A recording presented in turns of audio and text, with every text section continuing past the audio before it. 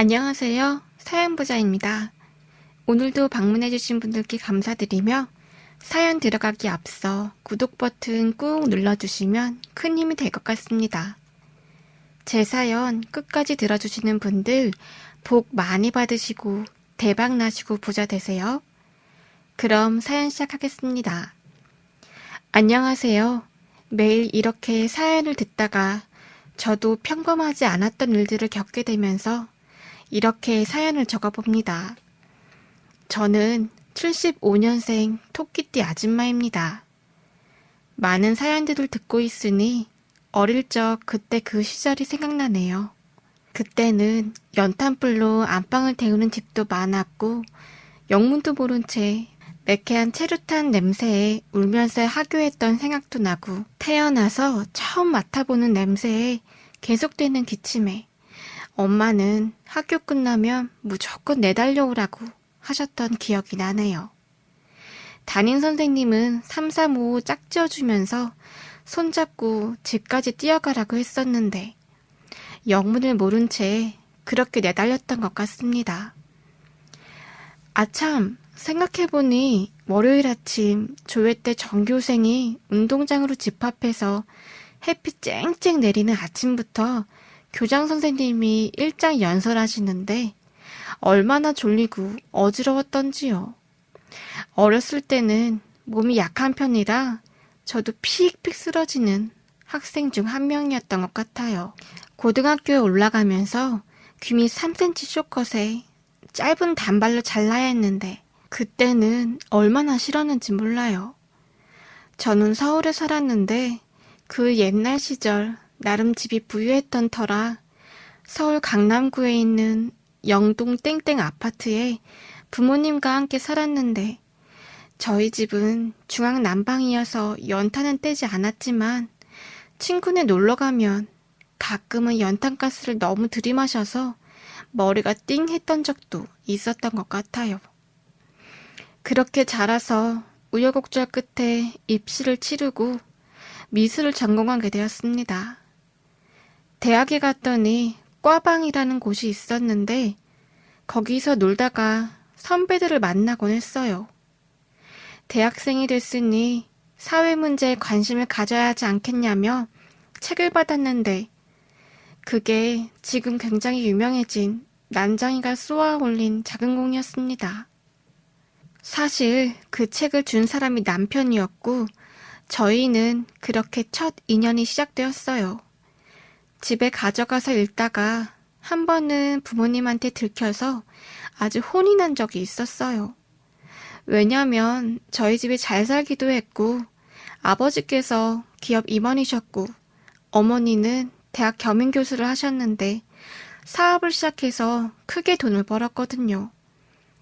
그래서 그런지 괜히 불똥 안 튀게 저를 교육하려고 부모님이 저한테 좀 과민반응하지 않았나 싶더라고요.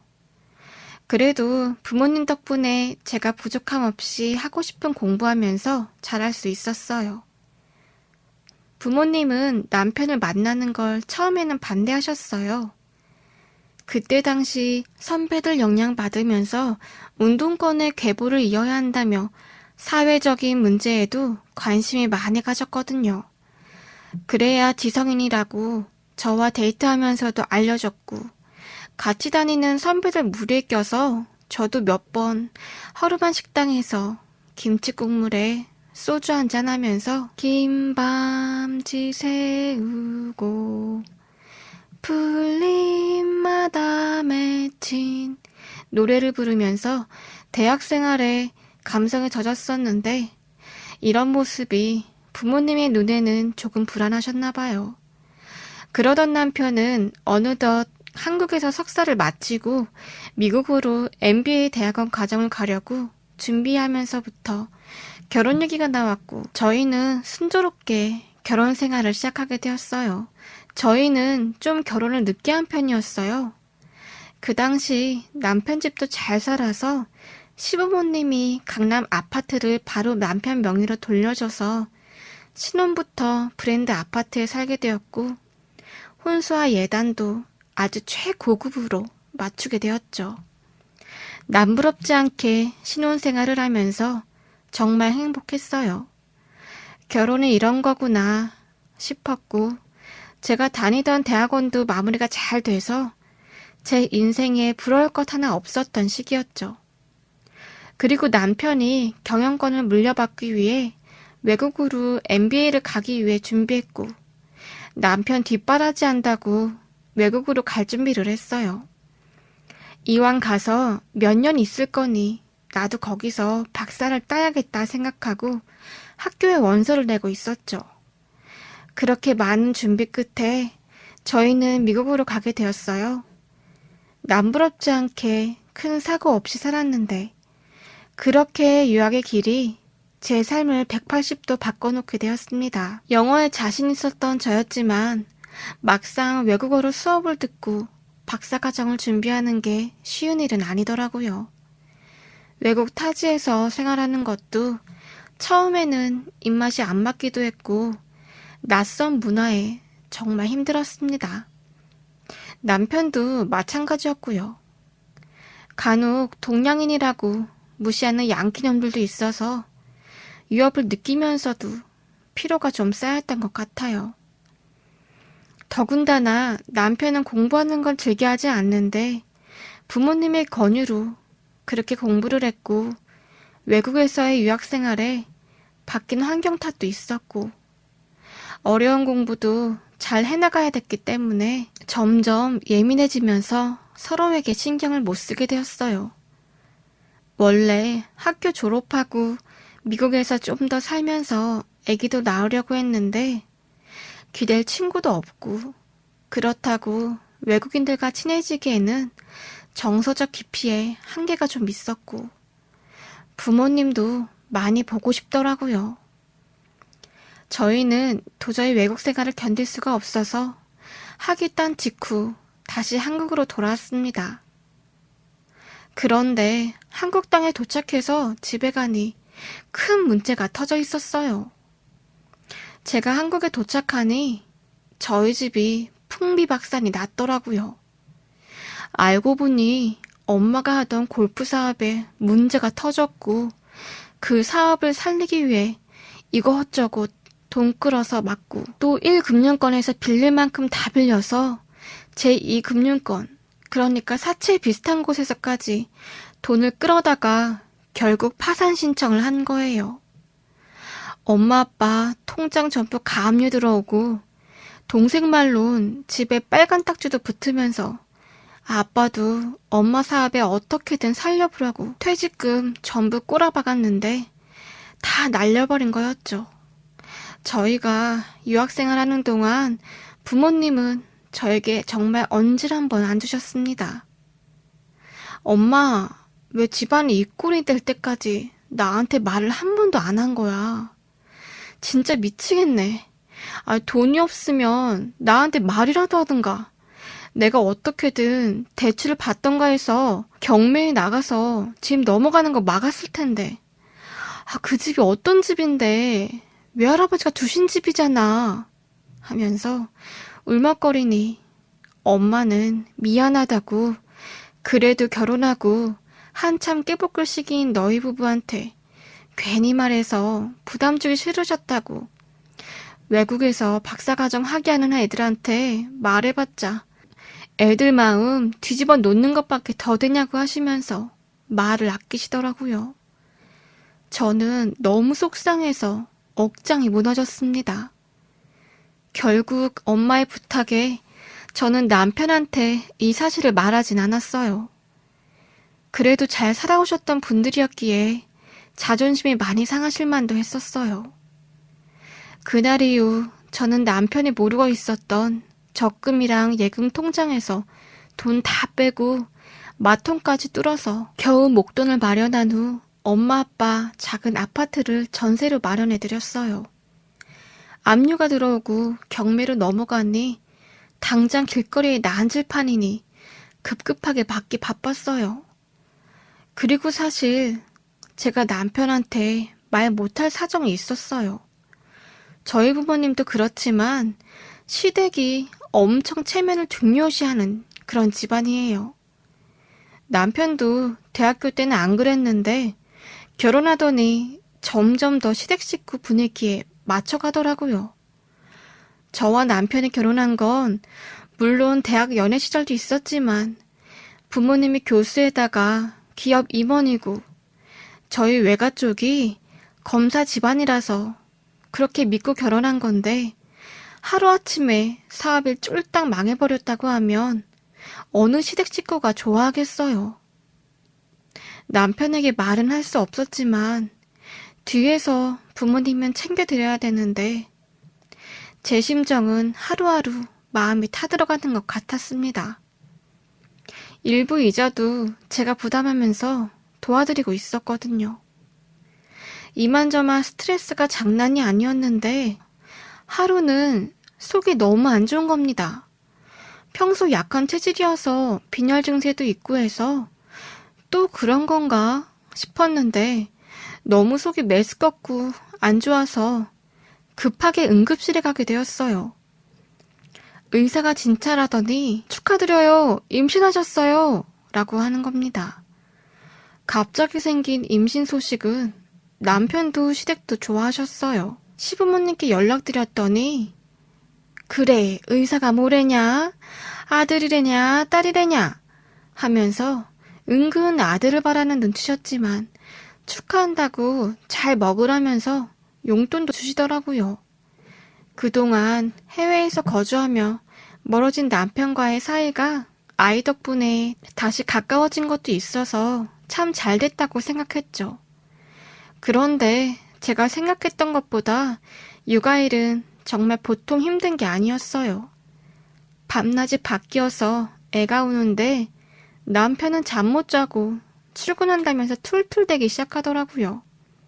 10분마다 깨는데 남편은 발로 저를 툭툭 치면서 야, 애 울잖아. 빨리 좀 재워.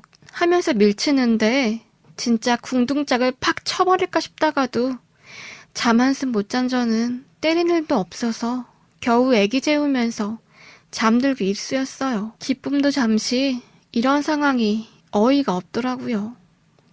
그러다 저의 관계가 파국이 나기 시작한 것은 남편이 저희 부모님의 사정을 알게 된 후부터였어요. 어쩌다 보니 남편에게 마이너스 통장 판 걸 들켰고 끊임없는 남편의 추궁 끝에 저는 어쩔 수 없이 부모님이 망했다고 파산 신청했다고 하니 바락바락 아주 소리를 지르더라고요. 아니, 나 지금 무시해? 암만 그래도 왜 나 몰래 마이너스 통장 판 건데? 부부라면 상의는 해야 될 거 아니야? 엄마한테 얼마나 가져다 바친 건데. 너 혹시 내 돈도 몰래 빼서 갖다 바친 거 아니야? 부터 시작해서 온갖 욕을 다 하더라고요. 남편은 진짜 결혼 전후가 놀라울 정도로 다른 사람이 되어가고 있었어요. 아무리 그래도 장인 장모가 힘들다는데 위로는커녕 지 이미지만 생각하는 남편은 사람 새끼도 아니라고 생각했습니다. 교수 집안, 검사 집안에 장가 간다고 해서 부모님이 결혼 허락한 건데 이럴 거면 내가 왜 너랑 결혼했겠냐며 이 사실을 자기네 부모님께는 뭐라고 말해야 하냐며 차라리 엄마가 선보라고 한 건설기업 재벌딸이랑 결혼하지 하면서 막 저를 비교하고 핏대를 세우는 겁니다. 저도 남편 놈이 이 정도일 줄은 몰랐고 소리를 쳤죠. 당신 그걸 말이라고 해? 하면서 엄청 화를 냈어요. 그 후로 저와 남편은 거의 별거 하다시피 살게 되었습니다. 저 혼자 아들을 키운 거나 다름이 없었어요. 남편은 뭐 어디서 바람을 피는 건지 두 집 살림을 차린 건지 알 길이 없었으나 박사기만 있고 능력도 없는 저는 애 키우기 위해서 그냥 이 집안에 붙어 있을 수밖에 없었어요. 시댁에서는 저희 집안 망한 거 알고서는 완전히 저를 없는 사람 취급했어요. 그렇게 시간이 흘러 아들은 초등학교에 가게 되었습니다. 그런데 그때 사건이 터진 거예요. 초등학교 입학식 날 남편이 바쁘다고 안 오더니 알고 보니 그 시간에 여자랑 놀아난 겁니다. 남편이 바람핀다는 사실을 알고 있었지만 아들 입학날까지 빼먹고 그러단 속에서 화가 부글부글 끓어올랐죠. 남편한테 지금 뭐 하는 짓이냐고 화를 냈지만 남편은 뻔뻔하게 자기가 뭘 잘못했냐고 하더라고요. 어이가 없어서 시어머니한테 가서 말했습니다.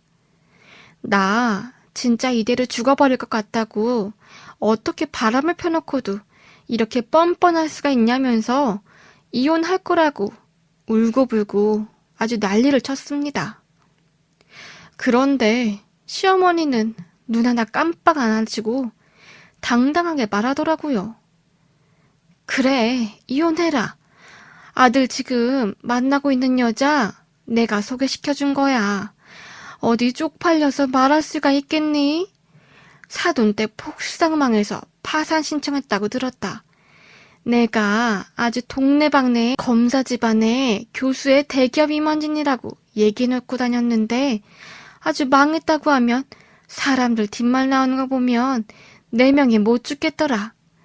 아들 만나는 여자 우리 집안이랑 수준도 비슷하고 아버님이 제약회사 사장이라고 한남동에 평수도 아주 으리으리한 단독주택에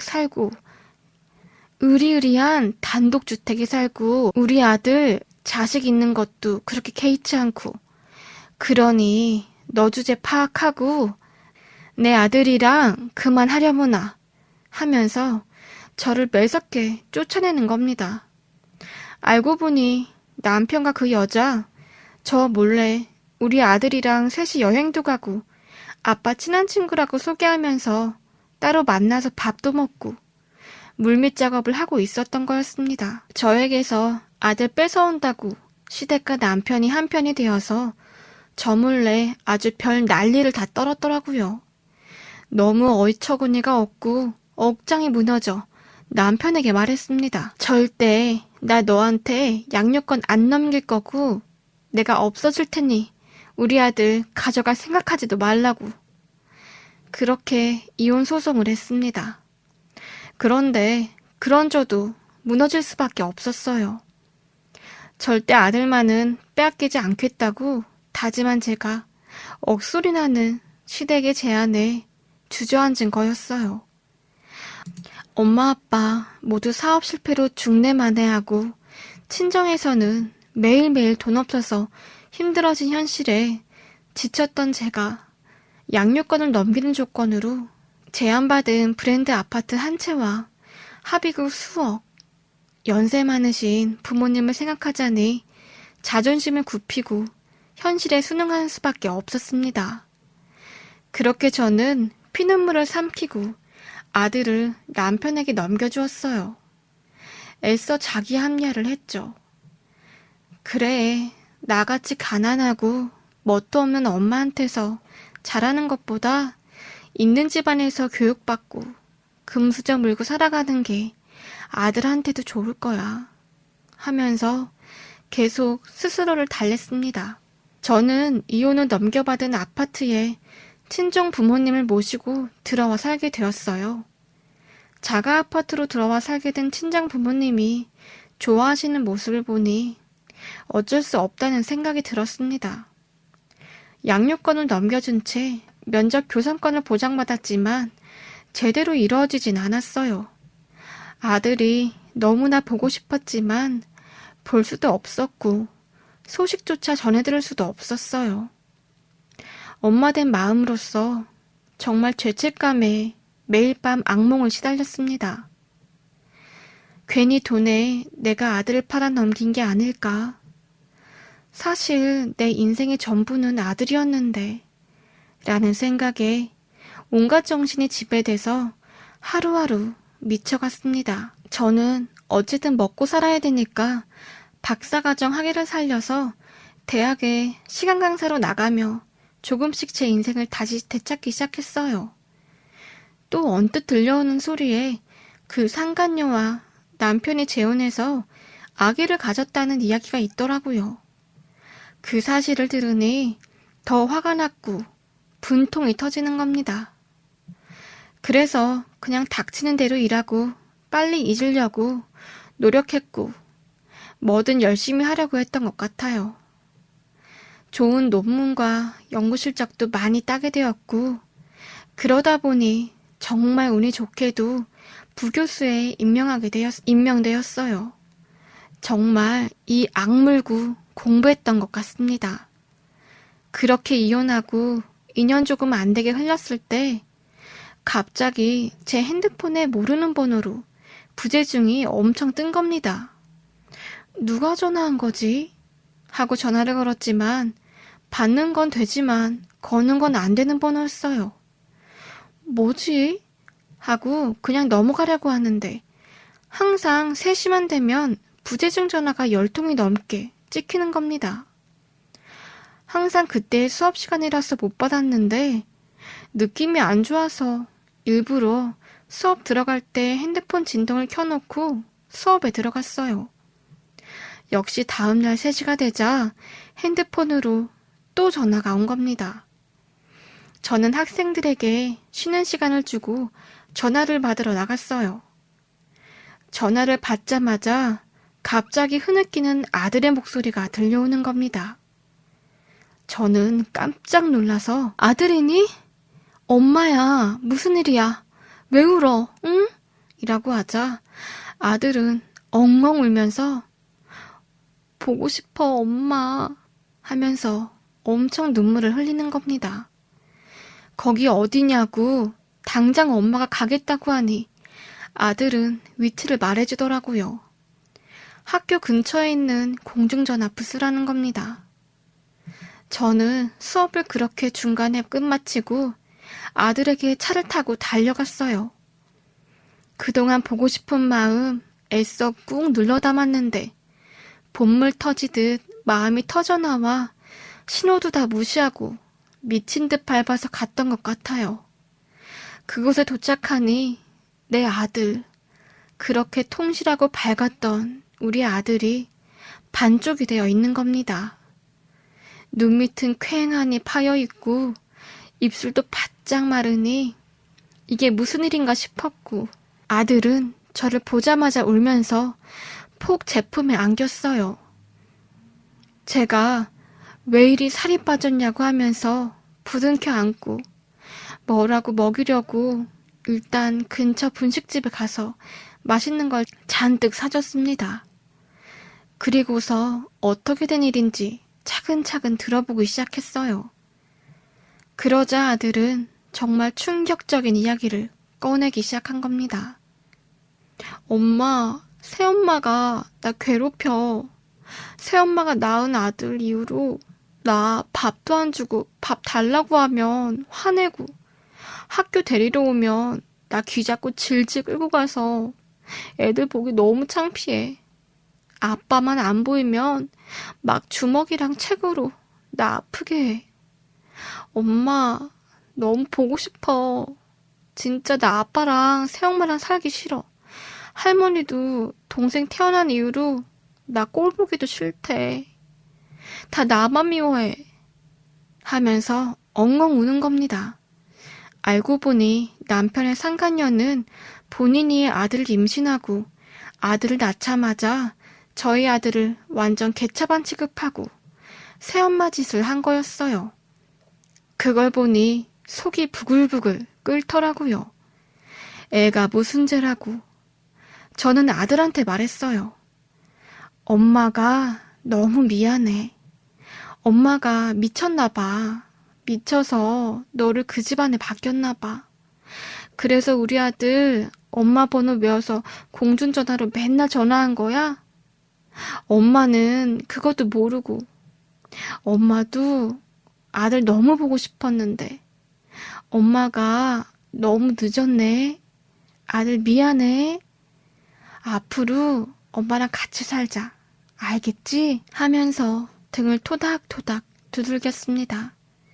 아들은 그제서야 목 놓아 울더라고요. 그렇게 저는 아들의 몸에 난 상처를 전부 사진 찍고 병원에 가서 진단서를 받은 뒤 아들의 새엄마, 즉 상간녀를 학대로 고소했어요. 양육권자 변경 신청도 함께 소장 써서 제출했습니다. 갑작스러운 저의 고소선언에 전 남편 집안은 발칵 뒤집혔고 시어머니는 저한테 전화와서 욕설을 퍼붓더라고요. 아주 뱀 같은 여자라면서 집안에 아주 미친 년을 들였다면서 돈 먹고 결국엔 뒤통수 치냐며 욕이란 욕은 다 들었지만 저도 지지는 않았어요. 아들을 지키고 싶었습니다. 내가 아들 양육권을 넘겨준 건 그래도 좀 좋은 집에서 좋은 교육 받으면서 여유 있게 살려고 넘겨준 거지 우리 아들 삐쩍 굶게 만들고 차별하고 괴롭히고 하라고 보낸 거 아니다라고 했죠. 불만 있으면 변호사 고용해서 방어해라 하면서 아주 툭 끊어버렸습니다. 남편은 저희 집에 찾아와서 미쳤냐느니 정신이 돌았냐고 어쩌고 하면서 횡패를 부렸는데 경찰 신고해서 주거 침입죄로 깜빵 쳐넣는다고 하니 깨갱하고 도망가더라고요. 당연히 상간녀는 저한테 문자로 가만 안 있겠다고 협박했지만 가볍게 무시하고 그냥 소송 계속 진행했습니다. 그렇게 별 어려움 없이 양육권 넘겨받았고요. 상간녀는 혐의 인정이 돼서 집행유예에 벌금형 선고받았습니다. 아주 쌤통이었죠. 그렇게 저는 정말 그 순간 아들을 지키지 못했다는 죄책감이 심하게 들었지만 결국엔 아들을 지켜내서 하늘에 너무 감사한 마음뿐이었습니다. 잘 살 것 같은 제 인생이 이렇게 꼬일 대로 꼬였지만 이제 저에게는 아들이라는 한 줄기 희망의 빛을 바라보며 열심히 살아가려 합니다. 앞으로 저희 아들에게 떳떳한 엄마가 되기 위해서 더 열심히 살려고요. 인생은 50부터